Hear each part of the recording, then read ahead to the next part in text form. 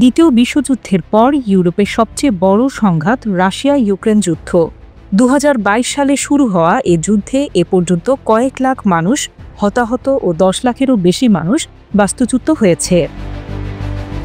3 বছর ধরে চলা এ যুদ্ধ বন্ধে প্রথমবারের মতো মার্কিন প্রেসিডেন্ট ডোনাল্ড ট্রাম্পের মধ্যস্থতায় সমঝোতার পথে ইউক্রেন ও রাশিয়া। ট্রাম্পের দেয়া 30 দিনের সামরিক যুদ্ধবিরতি প্রস্তাবে আগেই সম্মতি জানিয়েছিল ইউক্রেন। পুরো বিশ্ব তাকিয়েছিল রুশ প্রেসিডেন্ট ভ্লাদিমির পুতিনের দিকে। অবশেষে স্থানীয় সময় মঙ্গলবার প্রায় 2 ঘণ্টার ফোনালাপের পর বেশ কিছু বিষয়ে একমত হন ট্রাম্প পুতিন।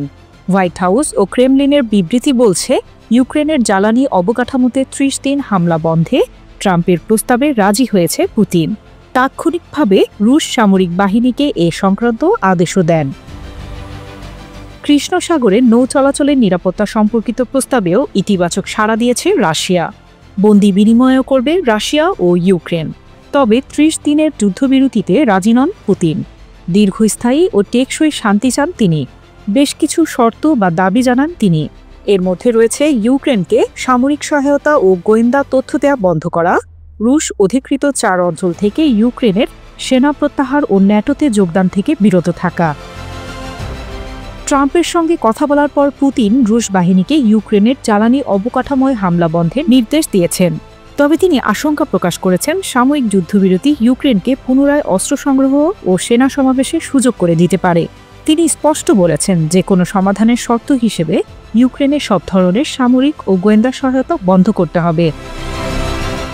আর ইউক্রেন জানিয়েছে তারা এই সংক্ষিপ্ত চুক্তিকে সমর্থন করবে, যার আওতায় উভয় দেশ 1 মাসের জন্য একে অপরের জ্বালানি অবকাঠামোয় হামলা বন্ধ রাখবে।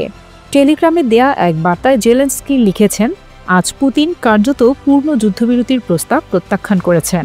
বিশ্ব সম্প্রদায়ের উচিত এ প্রতিক্রিয়ায় পুতিনের যুদ্ধ দীর্ঘায়িত করা যে কোনো প্রচেষ্টাকে প্রত্যাখ্যান করা।